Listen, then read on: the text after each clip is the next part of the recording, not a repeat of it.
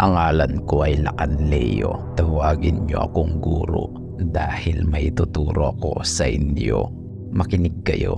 May mga uri ng tao sa mundong ito na hindi nabibilang sa unthinking masses. Ito ay ang kalakhang populasyon ng mga tao na tila ba'y mga natutulog. Wala silang kamalayan, buhat ng kakulangan sa karunungan. I call them unthinking masses. At may mga individual na aware sila na hindi sila kabilang sa unthinking masses. Ito ay dahil sa kakaibang talino, wisdom o intelligent na mayroon sila. At dito sa video na ito, malalaman nyo kung ano-ano ang mga signs na mas matalino ka kaysa sa inaakala mo. Bago pala ako magsimula, pagpasensyahan nyo ko. I don't have the word to describe the intelligence I am talking about. Aware lang ako sa bagay na ito at sa mga possible signs na mayroon ka ng talinong tinutukoy ko. Are you part of the unthinking masses or has your consciousness awakened? Umunawa ang may pandinig. Number 1. Aversion to sexual talks. Karamihan ng tao, lalo na mga lalaki, tuwang-tuwa yung mga galunggong na yan kapag kahalayan ang pinag-uusapan. Mga kamanyakan ng laman ng isip, kaya mga nabubulok ang utak. Sila yung mga taong mabababa mag-isip. Their level of thinking is compared to a little worm. Sexual talks stimulate their rotting brain. Can you imagine that? Anong utak mayroon ka? Our brain possesses incomprehensible power na kahit magagaling na scientist, hindi may paliwanag. Tapos gagamitin mo lang sa walang kwentang mga kahalayan. Kung katulad ka nila, wag na wag mong idodonate ang utak mo. Kawawa yung magiging recipient nito. Ibahin nyo ang mga taong tinutukoy ko. They despise sexual talks dahil alam nilang pang mga walang kwentang tao lang ang usapan na ito. Their level of intelligence unmatched this of the fools. Hindi sila naiengganyo sa mga usapang kahalayan. Para sa kanila, ang ganitong uri ng topic ay para lamang sa may mga low level of intelligence. Kaya wala silang interest dito. You see, mahalaga sa kanila ang mental energy nila. Alam nila kung saan lang ito dapat gamitin. That's why they don't engage in nonsense talk na puro lang kahalayan. Hindi sila nag-enjoy sa ganito. Their brains would rather want complex knowledge, hindi yung mga ganitong basura. Don't get me wrong, sexual education is important, pero para lang ito sa mga walang muwang at hindi sa klase ng tao na tinutukoy ko. Kaya kung mahilig ka sa mga topic tungkol sa kalaswaan at natutuwa ka dito, you probably have low level of intelligence. Pero kung hindi ka natutuwa sa ganito at tingin mo'y basura lang ito na hindi dapat pag-aksayaan ng oras, you might be one of the intelligent people na tinutukoy ko. Number 2. Ability to read people. Maraming tao ang hindi ito kayang gawin at bilang resulta, nagiging biktima sila ng betrayal and manipulation. Normal ito sa mga taong may high level of empathy pero may low level of intelligence. Madali silang gamitin ng ibang tao, paikutin at manipulahin dahil wala silang kakayahang bumasa ng kilos at intensyon ng mga nasa paligid nila. The ability to read people is a powerful skill only the intelligent ones possesses. You see, ang mga taong tinutukoy ko ay aware sa bagay na ito. They can tell if someone is taking advantage of them. Marunong silang bumasa ng tao base sa kilos, pananalita at behavior nito. Sa ganitong paraan, nalalaman nila ang tunay na intensyon ng isang tao sa kanila. Tandaan nyo, these individuals are geniuses. Papapaniwalain ka nila na ginagamit mo sila pero ang totoo, ikaw na pala ang ginagamit nila. Mas kaya nilang maintindihan ang sinasabi mo kaysa sa iyo. Magaling sila sa body language kaya't mahihirapan kang magsinungaling sa kanila. If you play games against them, you will lose.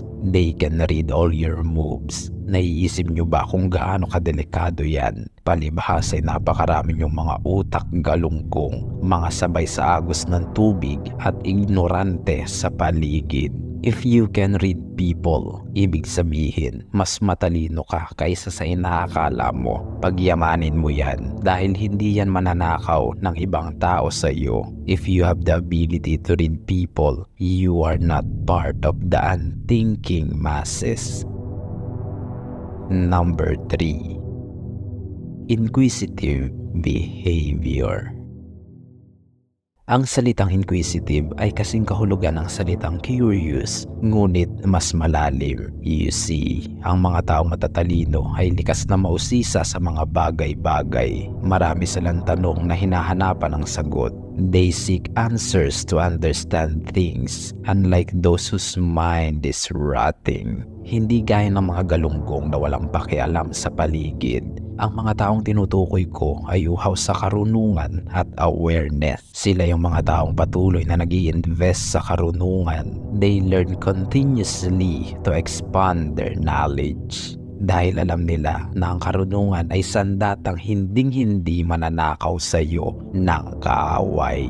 If you have knowledge, you become untouchable. Walang lugar ang disrespect sa iyo dahil alam mo agad kung ginagago ka ng kaharap mo.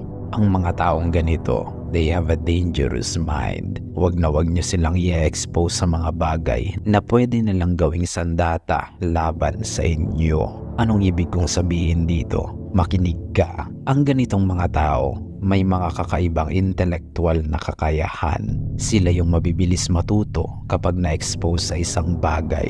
Kahit surface knowledge lang ang ibigay nyo sa kanila, kaya nilang hukayin ang kailaliman nito upang mas maunawaan nila. You see how dangerous that is. Subukan mong iwanan sila sa isang laboratory nang walang kaalam-alam. Kinabukasan, mga eksperto na yan. Nakukuha nyo ba yung punto?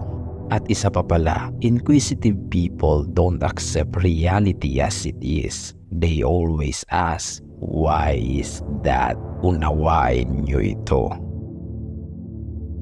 Number 4.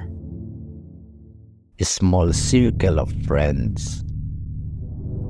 Gasgas na ito, ngunit alam naman nating lahat na ang pagkakaroon ng small circle of friends ay isang matalinong katangian na pawangilan lang ang may kakayahang gawin. You see, research and study shows na ang mga likas na matatalinong tao ay may konting bilang lang ng mga kaibigan. Ang ilan pa sa kanila ay walang kaibigan halos. At sang-ayon ako sa datos na ito. You see, ang dahilan kung bakit halos wala silang kaibigan o konti lang ay dahil sa level of intelligence na mayroon sila. Kapag katulad kanila, imposible sa iyong makisalamuha sa mga ordinaryong tao na may mga ordinaryong pag-iisip dahil naiiba ka. Hindi ka nabibilang sa unthinking masses dahil hindi ka rin naman mauunawaan nila. Sapagkat hindi maaabot ng kanilang pangunawa ang antas ng iyong talino. That's why you have almost no friends at all. At least in some cases ganyan. Meron namang mga walang friends, hindi dahil matalino sila, kundi dahil sa ibang bagay, gaya ng masamang ugali, mabahong personality, toxic, at mostly negative traits. Alam kong may mga taong tinutukoy ko na nanonood dito at alam nila sa sarili nila na sila ang tinutukoy ko. You see, don't be sad if you have no friends. Baka lang hindi nagtutugma ang mga utak nyo. Tandaan nyo ito palagi saan man kayo pumunta. Kung ikaw ang pinakamatalinong tao sa isang room, ibig sabihin nasa maling room ka. Unawain nyo iyan. Number 5. Silent but deadly. Intelligent people always stay silent. Tahimik lang sila, pero lahat nakikita at naririnig nila. Hindi sila katulad ng mga galunggong na sabat ng sabat kahit hindi naman hinihingi ang opinyon. Hindi mo sila makikitang nakikisalamuha sa mga walang kwentang usapan. Para sa kanila, it's a waste of energy. Kaya hindi rin nila hilig ang mga small talks because it drains them. Mas pipiliin nila ang mga usapang may kabuluhan at kapupulutan ng mga aral. You see, tahimik lang sila dahil para sa kanila, boring ang mga ordinaryong tao. If you cannot match their level of thinking, they will choose not to talk to you. They are silent but deadly. Dahil sa oras na kailanganin nilang magsalita, lahat ng sasabihin nila may laman. Oo, tahimik sila, but they are excellent speaker. Oo, matalino sila. At aware sila sa intelligence gap na mayroon sa pagitan nila at ng mga ordinaryong tao. Kaya kapag sila'y nagsalita, ipapaintindi nila sa iyo ang sasabihin nila sa level na maiintindihan ng pangunawa mo. That's why they are effective speakers. Ngunit paalala lang, do not assume, hindi porket likas sa'yo ang pagiging tahimik, akala mo ikaw na ang tinutukoy ko. Kung hindi naman umaakma sa'yo ang mga sinasabi ko, isa ka lang tahimik na nilalang, harmless at walang boses. At isa pa, mas kilala nyo ang sarili nyo. First few minutes of this video, alam mo na kung ikaw ba ang tinutukoy ko o hindi. Number 6. You despise cheating. Ang matatalinong tao na tinutukoy ko, kaya nilang unawain ang kahit na ano, maliban sa pangangalunya o cheating. These people, no matter how intelligent they are, they will never understand what cheating is. Hindi nila maiintindihan kung bakit nag-cheat ang isang tao dahil ito sa level of intelligence nila. You see, para sa mga ganitong tao, cheating is dumb and cheating is for the dumb only. Sang-ayon ako dito dahil sa neurological development ng isang tao.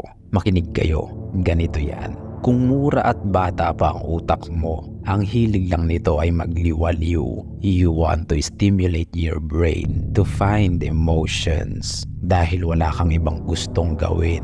Gusto mo lang makaramdam ng thrill o dopamine boost na nakukuha mo sa mga ganitong bagay gaya ng cheating. Parang droga ang epekto nito sa utak na nagiging adiksyon, kaya hindi mo mapakawalan yung pag-cheat mo kasi naglalaway na yung utak mo. Your brain power is garbage. Nakontrol ka na ng utak mo. Ayaw niyong maniwala. Sige, tingin niyo ba yung matatalino ganyan? Hinahayaan nilang maglawa yung utak nila sa pangangalunya at sa pangangabit. Tingin nyo matalinong gawain yan? Gawain lang yan na may mga low level of intelligence. Mga taong wala nang ibang gustong gawin kundi magliwaliw at gumawa ng mga estupidong bagay. Dahil para sa kanila, ito na yung highest form of achievement o success. See how dumb it sounds. Kaya kung cheater ka o nag-cheat ka na kahit isang beses lang, I despise you. You are dumb. You should be ashamed of yourself. Number 7. People notice. Kung may pambihira kang talino, unang-unang mapapansin yan sa'yo ng mga taong nasa paligid mo. They will notice it. Kaliwat kanan ng papuri sa'yo at hindi na magiging bago sa'yo ang sabihan ka ng matalino. Tandaan nyo, you radiate energy towards your surroundings. Kung puro katoksikan at kabobohan ang inilalabas mo sa bibig mo, natural, mapipick up yan ng mga tao. At bilang feedback, they will notice your toxicity and stupidity. Hindi mo na kailangang ikwento sa kanila kung sino ka. Your words and actions are enough to tell who you are. At hindi ka pwedeng magpanggap na matalino. Magmumukha ka lang malaking katatawanan sa harap ng tunay na matatalino. Isang kahihiyan. You see, if you have the intelligence na tinutukoy ko, people will be drawn towards you. Sapagkat intelligence attracts people, hindi man sa romantikong paraan. Ngunit mauhumaling sa iyo ang mga tao kung ikaw ay matalino. Dito mo mapapagtanto na mayroon ka ng talino na tinutukoy ko. Ang iba ay hahangaan ka, ang iba na may maiinggit. Ngunit lagi nyo lang tatandaan, knowledge is power, but Power corrupts. Kung hindi mo makontrol ng mabuti ang talino mo, sisirain ka nito. Maging matalino kayo, ngunit maging mapagkumbaba rin. Nga pala, kung nagustuhan mo ang video na ito, kindly like and subscribe. It really supports the channel. Maraming salamat. Umunawa ang may pandinig. Hanggang sa muli, mga tapat kong kawal.